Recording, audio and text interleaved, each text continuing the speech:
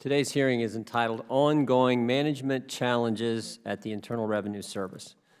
That is a nice way of saying the IRS has been a mess and remains a mess. Rehiring employees who were under investigation, rehiring employees who were engaged in fraud, rehiring employees who were violating 6103, looking at confidential taxpayer information, awarding a contract to Equifax in light of the massive data breach, 143 million Americans data breach potentially, and never forget the backdrop. Never forget the backdrop here. Russell George became well known as the inspector, as TIGTA, back in 2013 when we asked him to look into the fact that we thought maybe the IRS was targeting conservative groups, and lo and behold, they were.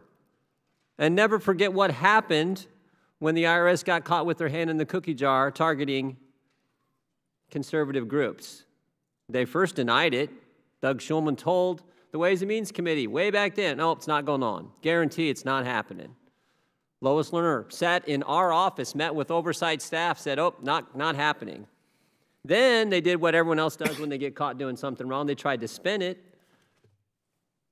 Inspector General George remembers this. He was going to release his report on Monday.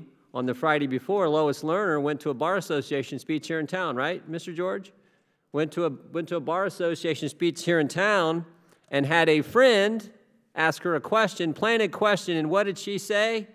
She does what everyone does when they get caught. Said, it wasn't me.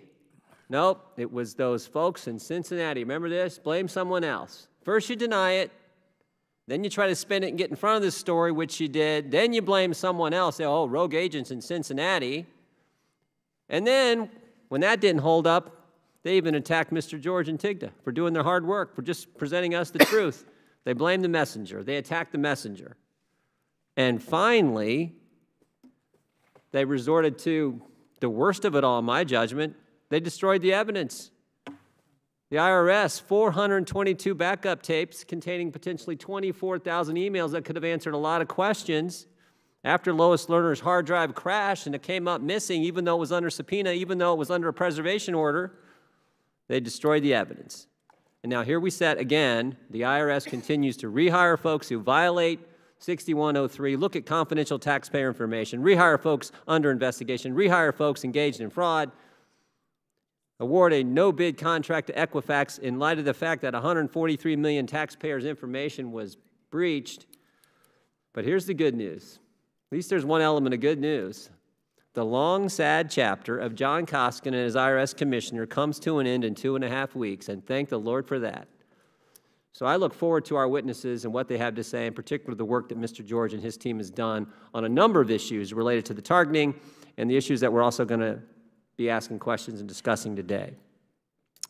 And with that, since Mr. Conley is not here, I think we'll swear our witnesses in and proceed with their testimony and get right to questions. It's my honor to welcome today